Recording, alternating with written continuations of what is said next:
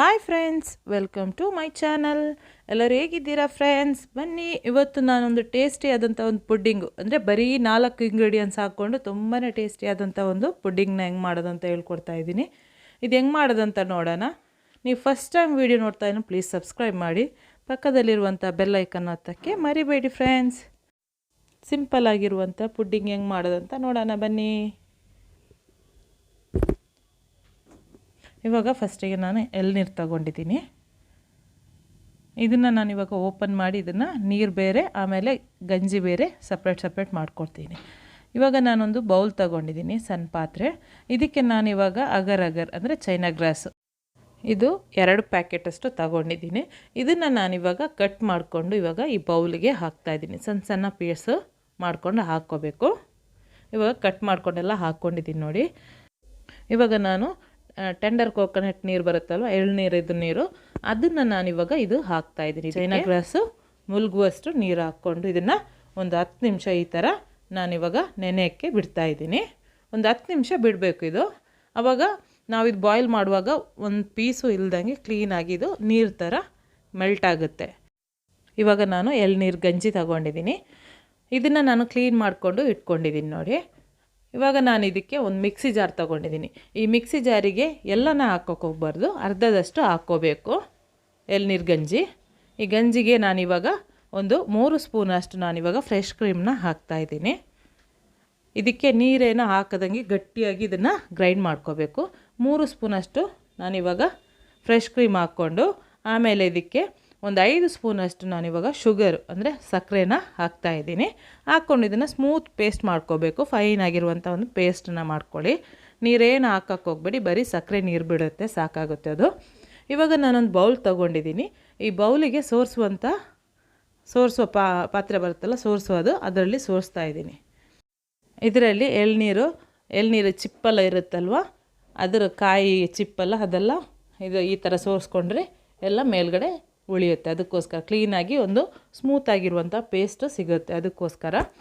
ಇವಾಗ ನಾನು ಇದನ್ನು ರೆಡಿ ಮಾಡ್ಕೊಂಡು ಪಕ್ಕದಲ್ಲಿ ಇಟ್ಕೊಂಡಿದ್ದೀನಿ. ಇವಾಗ ಒಂದು ಸಣ್ಣ ಪಾತ್ರೆನ ಇಟ್ಕೊಂಡು ಇದಕ್ಕೆ ನಾನು 2 ಎಳ್ನೀರು ತೊಗೊಂಡಿದ್ದೆ, ಅದರ ನೀರನ್ನ ಹಾಕ್ತಾಯಿದ್ದೀನಿ. ಆ ನೀರು ಅಂದರೆ ಒಂದು 4 ಕಪ್ಪಷ್ಟಿದೆ. ಇದಕ್ಕೆ ನಾನಿವಾಗ ನಾನು ನೆನೆಯಕ್ಕಿಟ್ಟಿರುವಂತಹ ಚೈನಾ ಗ್ರಾಸ್ನ ಹಾಕ್ಕೊಂಡಿದ್ದೀನಿ ನೋಡಿ. ಇವಾಗ ಹಾಕ್ಕೊಂಡಿದ್ದನ್ನು ನಾನಿವಾಗ ಬಾಯ್ಲ್ ಆಗೋಕ್ಕೆ ಬಿಡ್ತಾಯಿದ್ದೀನಿ ನೋಡಿ. ಇದು ನಾನು ಬಾಯ್ಲ್ ಆಗುವವರೆಗೂ ನೋಡಿ ಈ ಥರ ಸ್ಪೂನ್ ಹಾಕ್ತಾ ಇರಬೇಕು. ಇವಾಗ ಚೆನ್ನಾಗಿ ಬಾಯ್ಲ್ ಆಗಬೇಕು ನೋಡಿ. ಚೆನ್ನಾಗಿ ಬಾಯ್ಲ್ ಬರ್ತಾಯಿದೆ ನೋಡಿ. ಈ ಥರ ಚೆನ್ನಾಗಿ ಒಂದು 30 ಸೆಕೆಂಡಷ್ಟು ಇದನ್ನು ಬಾಯ್ಲ್ ಮಾಡ್ಕೋಬೇಕು. ಇವಾಗ ಚೆನ್ನಾಗಿ ಮೆಲ್ಟ್ ಆಗಿದೆ. ಇದನ್ನು ನಾನು ಕೆಳಗಡೆ ಇಡ್ತಾಯಿದ್ದೀನಿ. ಇವಾಗ ಮತ್ತೆ ಒಂದು ಬೌಲ್ ತಗೊಂಡು ನಾನು ಆವಾಗಲೇ ಗ್ರೈಂಡ್ ಮಾಡ್ಕೊಂಡಿದ್ದೆ ಅಲ್ವಾ ಪೇಸ್ಟು, ಆ ಪೇಸ್ಟನ್ನ ನಾನು ಹಾಕ್ತಾಯಿದ್ದೀನಿ ಎಳ್ನೀರು ಗಂಜಿದು. ಆಮೇಲೆ ಒಂದು 3 ಸ್ಪೂನಷ್ಟು ನಾನಿವಾಗ ಮತ್ತೆ ಫ್ರೆಶ್ ಕ್ರೀಮ್ ಹಾಕ್ಕೊಂಡು ಇದನ್ನು ಬ್ಲೆಂಡರಲ್ಲಿ ನಾನಿವಾಗ ಬ್ಲೆಂಡ್ ಮಾಡ್ತಾಯಿದ್ದೀನಿ. ನೀವು ಬೇಕಾದರೆ ಮಿಕ್ಸಿ ಜಾರೆಲ್ಲ ಹಾಕ್ಕೊಂಡು ಇದನ್ನು ಚೆನ್ನಾಗಿ ಬ್ಲೆಂಡ್ ಮಾಡ್ಕೋಬೇಕು. ಆಮೇಲೆ ಇದಕ್ಕೆ ನಾನು ಚೈನಾ ಗ್ರಾಸ್ ಮೆಲ್ಟ್ ಮಾಡ್ಕೊಂಡಿದ್ದೆಲ್ಲ ಅದನ್ನು ಅರ್ಧದಷ್ಟು ಅಂದರೆ 4 ಕಪ್ಪು ನಾವು ಎಳ್ನೀರು ಹಾಕ್ಕೊಂಡಿದ್ದೀವಲ್ವ, ಅದರಲ್ಲಿ 2 ಕಪ್ಪಷ್ಟು ಇವಾಗ ಇದಕ್ಕೆ ಹಾಕ್ಕೋಬೇಕು. ಹಾಕ್ಕೊಂಡು ಒಂದು ಸಲ ಬ್ಲೆಂಡ್ ಮಾಡಿಕೊಂಡ್ರೆ ಸಾಕು. ಅದು ಚೆನ್ನಾಗಿ ಮಿಕ್ಸ್ ಆಗಬೇಕು. ಅಷ್ಟು ಚೆನ್ನಾಗಿ ಮಿಕ್ಸ್ ಮಾಡಿಕೊಂಡ್ರೆ ಸಾಕು. ಇದನ್ನು ಏನು ಮಾಡಬೇಕಂದ್ರೆ ಇವಾಗ ನಾನು 2 ಪಾತ್ರೆಗಳಲ್ಲಿ, ಒಂದು ಪುಡ್ಡಿಂಗ್ ಪಾತ್ರೆ ಆಮೇಲೆ ಇನ್ನೊಂದು ಬೌಲ್ ಥರ ನಾನಿವಾಗ ಹಾಕ್ತಾಯಿದ್ದೀನಿ. ಹಾಕ್ಕೊಂಡು ಇದನ್ನು ಒಂದು ಅರ್ಧ ಗಂಟೆ ಸೆಟ್ ಆಗೋಕ್ಕೆ ಫ್ರಿಜ್ಜಲ್ಲಿ ನಾನಿವಾಗ ಇಡ್ತಾಯಿದ್ದೀನಿ ನೋಡಿ. ಇದನ್ನು ಫ್ರಿಜ್ಜಲ್ಲಿ ನಾನು ಇಟ್ಟು ಬರ್ತೀನಿ. ಇವಾಗ ಒಂದು ಅರ್ಧ ಗಂಟೆ ಬಿಟ್ಟು ನಾನು ಉಳಿದಿರುವಂಥ ಚೈನಾ ಗ್ರಾಸು ಆಮೇಲೆ ನೀರೆಲ್ಲ ಇತ್ತಲ್ವ, ಅದಕ್ಕೆ ನಾನಿವಾಗ ಬಾಯ್ಲ್ ಆಗೋಕ್ಕೆ ಇಡ್ತಾಯಿದ್ದೀನಿ. ಅದಕ್ಕೆ 1 ಕಪ್ಪಷ್ಟು ನಾನು ಶುಗರು ಹಾಕ್ಕೊಂಡು ಚೆನ್ನಾಗಿ ಬಾಯ್ಲ್ ಮಾಡ್ತಾಯಿದ್ದೀನಿ. ಇವಾಗ ನಾನು ಇದು ಅರ್ಧ ಗಂಟೆ ಆದ ನಂತರ ನೋಡಿ ಇದು ಚೆನ್ನಾಗಿ ಸೆಟ್ಟಾಗಿದೆ. ಇವಾಗ ಇದ್ರ ಮೇಲ್ಗಡೆ ಏನು ಮಾಡಬೇಕು, ಒಂದೇ ಸಲ ಹಾಕೋಗೋಗ್ಬೇಡಿ, ಒಂದು ಸ್ವಲ್ಪನೇ ಹಾಕ್ಕೊಳ್ಳಿ. ಅಂದರೆ ಇದು ಒಂದು ಸ್ವಲ್ಪ ತಣ್ಣಗಾಗಬೇಕು, ಬಿಸಿ ಇರುವಾಗಲೇ ಹಾಕಕ್ಕೆ ಹೋಗ್ಬೇಡಿ. ಬಿಸಿ ಇರುವಾಗ ಹಾಕಿದರೆ ನಾವು ಕೆಳಗಡೆ ಹಾಕಿರುವಂಥ ವೈಟ್ ಲೇಯರ್ ಇರುತ್ತಲ್ಲ, ಅದು ಎಲ್ಲ ಫುಲ್ ಎದ್ದು ಬರುತ್ತೆ. ಫುಲ್ ಅಂದರೆ ನೀವು ಬಾಯ್ಲ್ ಮಾಡಿ ಒಂದು 5 ನಿಮಿಷ ಬಿಡಬೇಕು. ಆಮೇಲೆ ಇದನ್ನು ಹಾಕ್ಕೋಬೇಕು ಇದ್ರ ಮೇಲ್ಗಡೆ. ಇವಾಗ ನಾನು ಎಳ್ನೀರನ್ನ ಗಂಜಿ ನಾನು ಆವಾಗಲೇ ಅರ್ಧದಷ್ಟು ತೆಗೆದಿಟ್ಟಿದ್ದೆ ಅಲ್ವಾ, ಅದನ್ನು ಕಟ್ ಮಾಡಿಕೊಂಡು ಸ್ಕ್ವೇರ್ ಪೀಸ್ ಸಣ್ಣ ಪೀಸನ್ನ ಮಾಡಿಕೊಂಡು ಇವಾಗ ನಾನು ಇದಕ್ಕೆ ಹಾಕ್ಕೊಂಡು ಇವಾಗ ಇದರ ಮೇಲ್ಗಡೆ ಆ ನೀರಿನ ಲೇಯರ್ ಇರುತ್ತಲ್ವ, ವೈಟ್ ಲೇಯರ್, ಅದ್ರ ಮೇಲ್ಗಡೆ ಹಾಕ್ತಾಯಿದ್ದೀನಿ ನೋಡಿ. ಇದನ್ನು 1 ಗಂಟೆ ನಾನು ಸೆಟ್ ಆಗೋಕ್ಕೆ ಬಿಟ್ಟಿದ್ದೆ.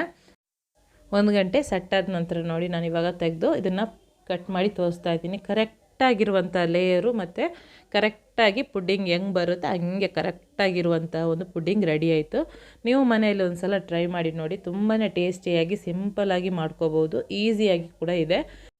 ನೀವು ಇದನ್ನು ಮನೇಲಿ ಟ್ರೈ ಮಾಡಿ ಹೆಂಗಾಯಿತು ಅಂತ ನನಗೆ ಕಮೆಂಟಲ್ಲಿ ಒಂದು ಕಮೆಂಟ್ ಹಾಕಿ. ಹಾಗೆಯೇ ಈ ವಿಡಿಯೋಗೊಂದು ಲೈಕ್ ಕೊಡೋದಂತೂ ಮರಿಬೇಡಿ ಫ್ರೆಂಡ್ಸ್. ಈ ವಿಡಿಯೋನ ನಿಮ್ಮ ಫ್ಯಾಮಿಲಿ, ಫ್ರೆಂಡ್ಸಿಗೆ, ರಿಲೇಟಿವ್ಸ್ ಎಲ್ಲರಿಗೂ ಶೇರ್ ಮಾಡಿ. ನೆಕ್ಸ್ಟ್ ನಾನು ಹೊಸ ರೆಸಿಪಿಯೊಂದಿಗೆ ಹೊಸ ವಿಡಿಯೋ ಜೊತೆ ಬರ್ತೀನಿ. ಬಾಯ್.